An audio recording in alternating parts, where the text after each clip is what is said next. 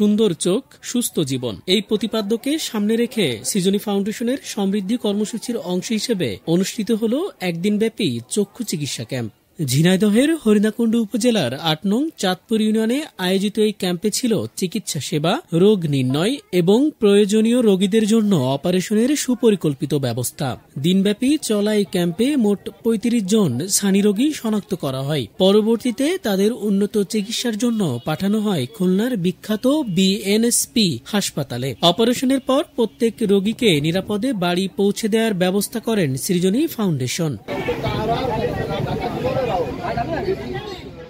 আমরা বিশ্বাস করি প্রত্যন্ত অঞ্চলের মানুষের মাঝে স্বাস্থ্য সচেতনতা তৈরি এবং সেবা পৌঁছে দিতে এই ধরনের ক্যাম্প অত্যন্ত জরুরি। এই ক্যাম্প প্রমাণ করে আন্তরিকতা ও সহযোগিতা থাকলে সমাজের প্রান্তিক মানুষদের জীবনেও আনা সম্ভব সুস্থতার আলো। সৃজনী ফাউন্ডেশন ও পিকেএসএফ এর এমন মানবিক উদ্যোগ ভবিষ্যতে অব্যাহত থাকবে এমন প্রত্যাশা সকলের।